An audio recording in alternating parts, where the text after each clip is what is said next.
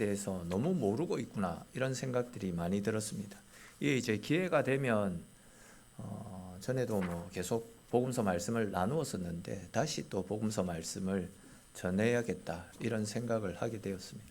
그러던 중에 이제 새해가 됐기 때문에 새해에는 또 복음서 말씀을 새롭게 전해봐야지 이런 마음을 먹었습니다.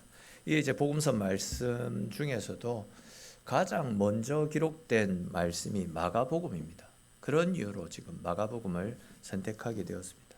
또 엄밀히 말해서 이제 요한복음을 제외한 마태복음이라든지 누가복음의 경우도 모두 제일 먼저 기록이 되어진 이 마가복음을 참고해서 기록되어진 말씀입니다. 이게 이제 복음서의 시조라고 할 수 있는 이 마가복음 말씀을 함께 살펴보면서 은혜를 나누는 것도 의미가 있겠다. 그런 생각이 들어서 오늘부터 해서 마가복음 말씀을 살펴보려고 합니다. 개인적으로 바라는 것은 복음서의 시초인 이 마가복음을 우리가 함께 살펴보고 묵상하는 동안 우리 인생은 예수님밖에 없다.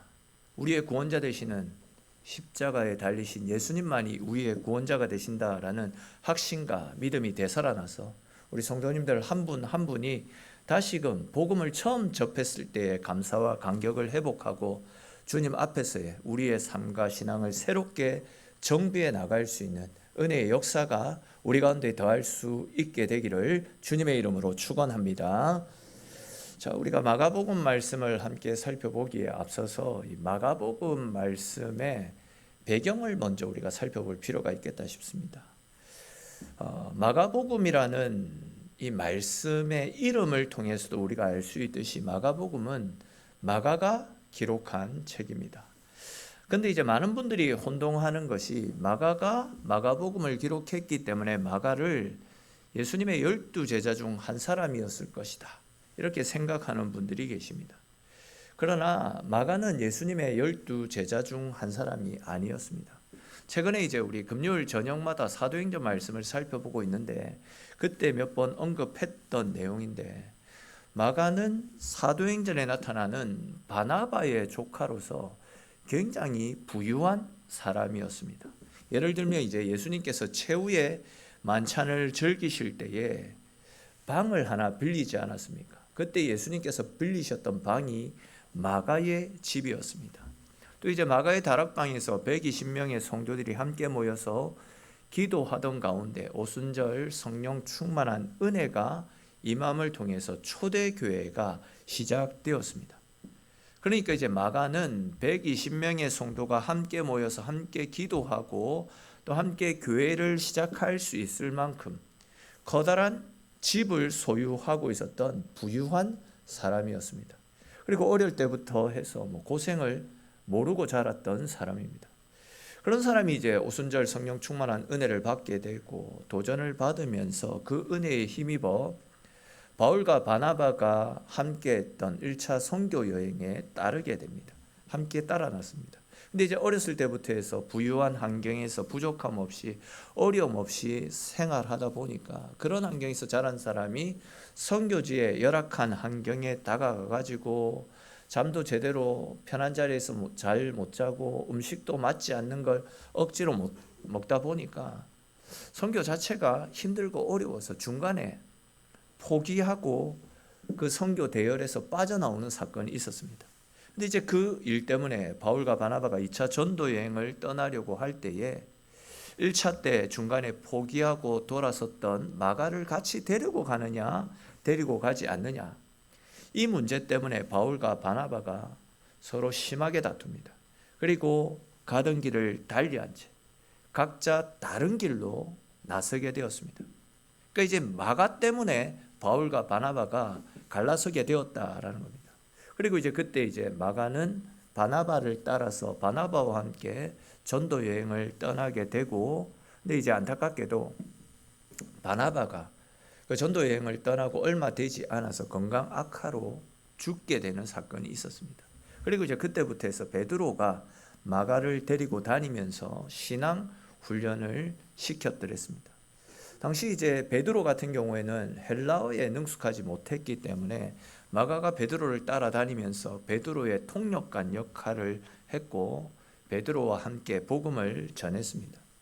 그러면서 이제 이 마가의 신앙 역시도 굉장히 자라고 훗날에는 베드로로부터 나의 아들이라 칭함을 받을 정도로 굉장한 믿음의 거장이 되었더랬습니다. 근데 이제 AD 64년에 정신질환을 앓고 있던 로마의 황제 네로가 로마 시내에 큰 불을 질러버립니다. 그런 바람에 이제 로마가 대형 화재에 휩싸이게 되지 않습니까? 그로 인해서 로마의 민심이 굉장히 흉흉해지고 네로를 끌어내리자라는 이런 반란의 조짐까지 보이게 되었습니다. 이에 이제 로마 정부에서는 백성들의 관심을 돌릴 수 있는 어떤 희생양을 찾고 있었습니다. 그래서 이제 로마 정부에서는 이 대형 화재가 예수 믿는 사람들, 그리스도인들에 의해서 일어난 것이다, 이런 거짓말로 그리스도인들을 나쁜 사람으로 몰아붙입니다.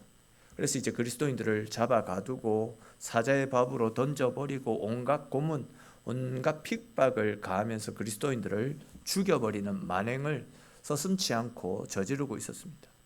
단지 믿는다라는 이유로, 교회 다닌다라는 이유로 이렇게 억울한 누명을 쓰고 또 비참한 죽음을 당하다 보니까 많은 사람들이 신앙을 포기한 채 교회를 떠나버렸더랬습니다. 그때 수많은 사람들이 절망 속에서 하나님을 원망하고 믿음에서 돌아섰다라는 거죠. 근데 이제 바로 그러한 때에 환난과 고통 속에서 죽어가는 그리스도인들을 향해서 희망의 빛을 보여주기 위해서 기록했던 책이 바로 이 마가복음입니다. 하나님의 아들 예수 그리스도의 복음의 시작이라, 즉 예수 그리스도께서 우리를 구원해 주시고 우리에게 영원한 생명을 주시기 위해 이 땅에 찾아오셨습니다.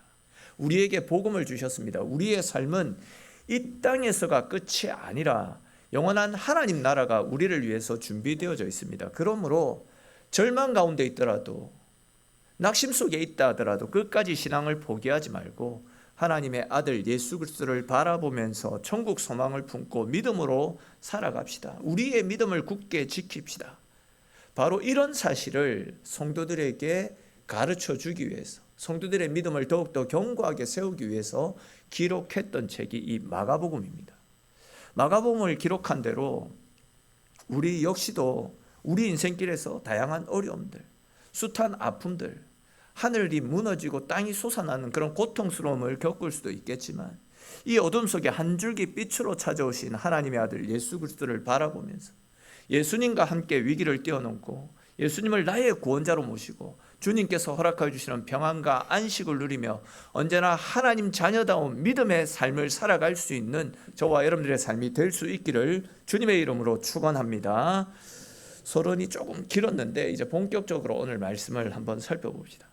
마가는 이 책이 하나님의 아들 예수 그리스도의 복음의 시작이다, 이렇게 밝힌 다음에 세례 요한이라는 사람을 소개하면서 마가복음을 시작하고 있습니다. 마가는 세례 요한을 가리켜서 이사야 선지자가 기록했던 이사야서에 예언되어져 있던 그대로 예수님이 오시는 길을 미리 준비해서 예수님을 소개하고 알리는 인물이었다라고 세례 요한을 소개하고 있습니다. 잘 아시는 대로 세례 요한은 제사장 가문의 아들입니다. 또한 그의 어머니 엘리사벳은 대제사장이었던 아론의 후손이었습니다. 그러니까 이제 세례 요한은 제사장 가문의 사람으로서 잘만 하면 대제사장의 위치까지도 오를 수 있는 인물이었다라는 거죠. 특히 당시 제사장은 성공 출세가 보장되어 있던 위치였습니다. 근데 이제 세례 요한을 보시면 자신이 누릴 수 있는 모든 권리와 기득권을 다 포기한 채 광야로 나왔습니다. 값비싼 옷으로 자신을 치장하지 않았고 광야에서 쉽게 얻을 수 있는 것으로 옷을 만들어 입었습니다. 기름지고 풍성한 음식을 먹고 마시지 않았고 메뚜기와 석청을 먹고 마시면서 철저하게 하나님 주시는 사명을 위한 삶을 살았습니다. 여러분들도 그 해바라기라는 꽃을 잘 아실 것이다 생각됩니다. 유튜브 같은 영상에 보시면 해바라기가 하루 동안 어떻게 움직이는지를 보여주는 영상이 있는데, 해바라기는 쭉 보면요, 해가 움직이는 방향을 향해서 그 머리가, 해바라기 꽃이 해가 움직이는 방향을 향해서 몸도 계속해서 돌아가는 것을 볼 수 있습니다. 그러니까 이 꽃이 향하는 방향에는 항상 태양이 있었다라는 거죠. 세례 요한의 삶 역시도 바로 이 해바라기와 같이 항상 주님만 바라보고 주님만을 주시하고 주님만을 위한 삶을 살았던 주바라기의 삶을 살았다라는 사실을 확인할 수 있습니다. 결코 자기 자신이 주님처럼 되려고 하지 않았습니다. 그의 말과 그가 가르치는 곳에는 항상 예수님이 계셨습니다. 그가 광야에서 선포했던 회개를 촉구하는 메시지와 또한 그가 베푸는 제3의 세례를 받기 위해서 수많은 사람들이 세례 요한 앞으로 몰려들었습니다. 당시 세례 요한을 보면서 수많은 사람들이 이 사람이 구약에 예언된 우리가 그토록 갈망하고 애타게 기다리는 메시아가 아닐까, 이런 기대감을 가지고 세례 요한을 추종하고 세례 요한을 따르고 있었습니다. 그런데 세례 요한은 자신의 사역에 그 어떤 최종적인 권위나 의미를 부여하지 않았습니다. 그는 자신에게 어떤 큰 능력이 있는 것처럼 또 자신을 가대 포장하는 일도 절대 없었습니다. 세례 요한은 철저하게 자신에게 쏠리는 모든 관심을 예수님에게 집중시켰습니다. 사람들이 자기를 보기 위해서 예수님 앞으로 달려 나오면 그런 사람들에게 예수님을 전했던 것이죠. 오늘 보면 7절과 8절에 기록된 말씀처럼 세례 요한은 항상 이런 고백을 합니다. 예수님은 너무 거룩하셔서 나 같은 존재는 그분의 신발끈을 풀기도 감당할 수 없을 정도다. 나는 고작 해봐야 물로 세례를 베풀지만 내 뒤에 오시는 그분은 성령으로 세례를 베푸시는 능력의 하나님이시다. 이렇게 이야기하면서 철저하게 자신을 낮추고 오직 예수님만을 드러내는 삶을 살았습니다. 거기에 대해서 우리 오늘 본문 3절에 기록된 말씀도 같이 한번 읽어봅시다. 3절 말씀입니다. 광야에 외치는 자의 소리가 있어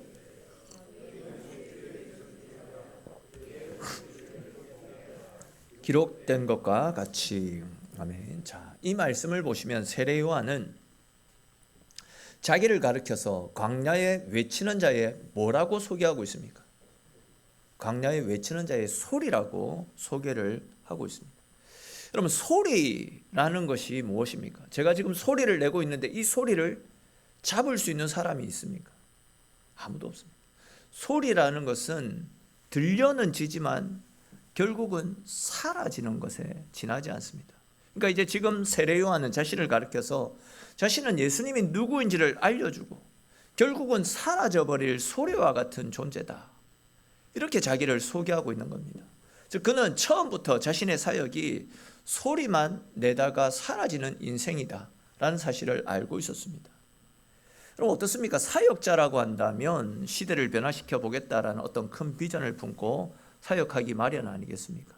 근데 세례 요한은 나는 소리가 되어서 주님만 전달하다가 결국은 사라질 것이다, 그렇게 자신의 존재를 증명하고 있습니다. 그리고 실제로 그는 광야에 나아가서 예수님을 전하는 광야의 소리로서 살다가 결국은 어느 날 갑자기 소리처럼 한순간에 사라져 버리지 않았습니까? 우리는 오늘 본문에 나타나고 있는 이 세례 요한의 삶을 들여다보면서 예수님을 믿고 따르는 사람들의 삶이 어떤 삶이어야 되는지를 도전받게 됩니다. 세례 요한이 그랬던 것처럼 예수님을 믿고 따르는 사람들은 오직 예수님을 삶의 중심에 모시고 예수님을 증거하는, 예수님을 나타내는 증인된 삶을 살 수 있어야 됩니다. 앞에서도 말씀을 드렸듯이 세례 요한은 제사장 가문의 사람이었습니다. 마음만 먹으면 제사장이 되어서 부와 명예를 누리는 평안한 삶을 살 수 있었습니다. 또한 그를 따르는 제자들이 너무 많이 있었기 때문에 그들의 쇠를 이제 취합해서 새로운 힘과 권력을 누릴 수 있는 그런 위치였습니다. 그러나 그는 그가 누릴 수 있는 모든 기득권을 포기합니다. 그리고 광야로 나갔습니다. 그리고 광야로 나아가서 오직 예수님의 소리로서 예수님만을 드러내고 알리는 삶을 살았습니다.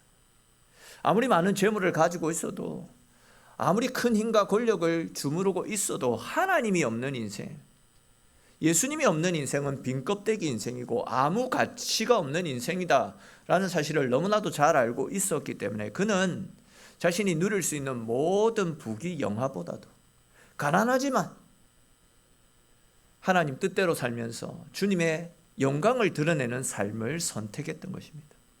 즉 세상 사람들은 이기고 출세하고 재산을 모으고 자신의 이름을 드높이는 일에 집중하며 살아가지만 세례 요한은 세상 관심사에는 전혀 신경 쓰지 않았다는 거죠.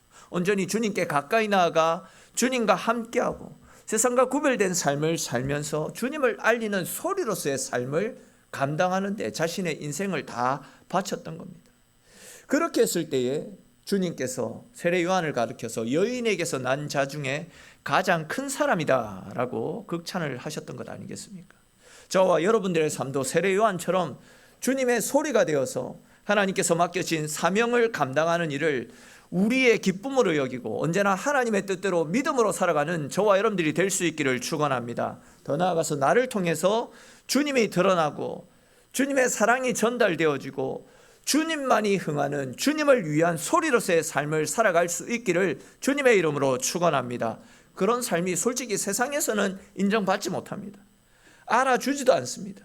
빛나지도 않는 삶이지만 우리가 주님의 소리가 되어서 주님의 증인된 삶을 살아갈 때에 주님께서 그런 우리 인생을 귀하게 보시고 우리의 삶을 높여주실 것입니다. 그러므로 저와 여러분들 모두가 이 시대에 주님의 소리가 되어서 우리의 삶을 통해서 주님을 알리고 또 주님을 증거하며 주님의 영광을 드러내는 주님이 기뻐하시는 복된 삶을 살아갈 수 있게 되기를 주님의 이름으로 축원합니다. 자, 이렇게 세례 요한이 자신을 드러내지 않고 주님을 드러내고 사라지는 소리라고 생각하며 주님의 일을 감당했을 때에 하나님께서 그런 세례 요한의 삶을 높여주시고 그를 통해서 엄청난 일을 맡겨주시는 내용이 나타나는데 사실 오늘 본문 가운데서는 이 사실이 좀 분명하게 드러나지 않고 이와 병행구절인 누가복음 3장 말씀을 보시면 확연하게 이 사실이 나타나는데 우리 오늘 본문과 병행구절인 누가복음 3장 1절 2절 말씀 같이 한번 읽어봅시다. 누가복음 3장 1절 2절 말씀입니다. 디베료 황제가 통치한 지 15해 곧 본디오 유대의 총독으로 갈릴리의 분봉왕으로 그 동생 빌립이 이두레와 드라고니 지방의 분봉왕으로 루사니아가 아빌레네의 분봉왕으로 안나스와 가야바가 대제사장으로 있을 때에 하나님의 말씀이 빈들에서 사가랴의 아들 요한에게 임한지라. 아멘. 자, 누가복음 3장 1절 2절 말씀을 보시면 누가는 세례 요한을 소개하기에 앞서서 그 당시에 권력을 가지고 있었던 황제와 또 분봉왕 그리고 대제사장의 이름을 차례대로 나열하는 것을 볼 수 있습니다. 그런 다음에 하나님의 말씀이 빈들에 있던 세례 요한에게 임하였다. 이렇게 말씀을 하고 있지 않습니까? 사실 하나님의 말씀이 빈들에 있던 세례 요한에게 임하였다라는 이 표현은 신학적으로 굉장히 중요한 말씀입니다. 잘 아시듯이 이스라엘은 죄로 인해서 바벨론에 의해 멸망을 당했습니다. 그리고 이제 그렇게 이스라엘이 멸망을 당한 이후에 마지막 선지자였던 말라기 선지자를 끝으로 이스라엘에는 더 이상 하나님의 말씀이 임하지 않았습니다. 그 어떤 하나님의 계시도 주어지지 않았습니다. 그렇게 하나님의 말씀이 임하지 않았던 시간이 무려 400년이나 지속되고 있었더랬습니다. 이렇게 400년 동안에는 하나님께서 이스라엘 사람들에게 그 어떤 계시도 그 어떤 환상도 그 어떤 말씀도 주시지 않았다라고 해서 신학적으로 이 400년의 시간을 가리켜서 침묵기 또는 암흑기라고 이야기합니다. 하나님의 말씀의 빛이 그들에게 비춰지지 않았기 때문에 암흑기라고 하고 그 어떤 말씀도 그 어떤 계시도 그들에게 주시지 않았기 때문에 그 당시를 침묵기라고 표현하는 겁니다. 그렇게 400년 동안 하나님께서 침묵을 지키시고 더 이상 말씀을 주시지 않다가 비로소 처음으로 다시금 말씀을 주셨는데 그 사람이 그렇게 말씀을 받은 사람이 바로 세례 요한이었습니다. 누가복음 3장 1절에 우리가 읽었듯이 당시 이스라엘에는 많은 정치 지도자들이 있었습니다. 힘이 있는 권력자들이 있었습니다. 탁월한 종교 지도자들도 많이 있었습니다. 또한 이스라엘에는 예루살렘 성전이라는 거룩한 하나님의 집도 있었습니다. 그리고 그 성전을 지키면서 이스라엘 백성들의 영적 생활을 책임지고 있었던 제사장들, 종교 지도자들도 많이 있었습니다. 근데 보시면 하나님의 말씀이 거룩한 성전이 아니라, 권력자들이 모여있는 왕궁이 아니라, 빈들에서, 또한 제사장이 아니라 이름도 알려지지 않았던, 젊고 새파랬던, 어떻게 보면 야인에 불과했던 세례 요한에게 임하는 것을 볼 수 있습니다. 이 일을 통해서 우리는 영적 권위는, 또한 하나님께서 허락하여 주시는 은혜는 사람이 만들어 놓은 어떤 제도나 어떤 틀 속에서 비롯되어지는 것이 아니라 오직 하나님으로부터, 하나님께서 주시는 은혜로부터 비롯되어진다라는 사실을 깨달을 수 있습니다. 이 말씀이 무슨 말씀인지 한번 잘 들어보십시오.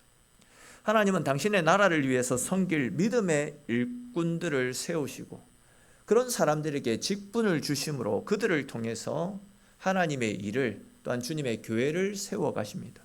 근데 이제 그렇게 세워진 직분자들이 시간이 지나면서 매너리즘에 빠지고, 또 때로는 교만해지고 때로는 나태해져서 자기들의 임무를 제대로 감당하지 않는다면, 타락하여 하나님을 떠나서 세상과 보타는 삶을 살아가게 되면 하나님은 전혀 뜻밖의 사람을 세우셔서 그 뜻밖의 사람을 통해서 하나님의 나라를 세워 가신다라는 겁니다.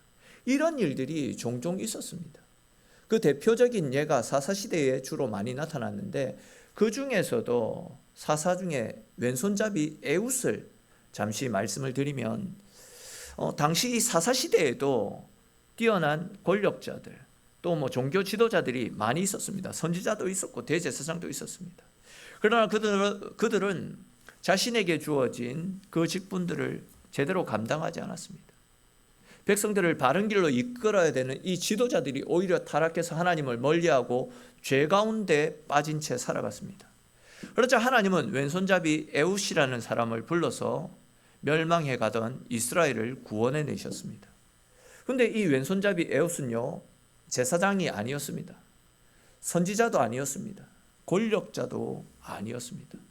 더군다나 이 사람은 원래 오른손잡이였는데 오른손에 장애가 발생해서 오른손을 다쳐서 오른손을 쓸 수 없는 장애자였습니다. 그런데 하나님은 이런 사람을 통해서 나라를 구원해 주셨다는 거죠. 그러니까 이제 하나님께서는 나라를 대표하는 사람들이 자기 역할을 제대로 감당하지 못했기 때문에, 그래서 나라가 위기에 빠지자 장애인이었던 에웃을 통해서 나라를 구원해 주셨다는 거죠. 마찬가지로 예수님 당시 제사장이 있었고 또한 유능한 정치 지도자들도 많이 있었지만 그들이 영적으로 타락하고 하나님의 능력 가운데 살아가지 않았기 때문에 하나님의 말씀이 빈들에서 생활했던, 야인에 지나지 않았던 세례 요한에게 임했던 것입니다. 우리가 착각하는 것 중에 하나가 무엇이냐면, 목사이기 때문에, 장로이기 때문에, 권사이기 때문에, 집사이기 때문에 이들을 통해서 하나님이 교회를 세워가시고 이들을 통해서 하나님 나라를 세워가실 것이다. 이들에게 하나님이 더 많은 특별한 은혜를 부어주실 것이다. 이런 생각들을 많이 하는데 천만의 말씀입니다.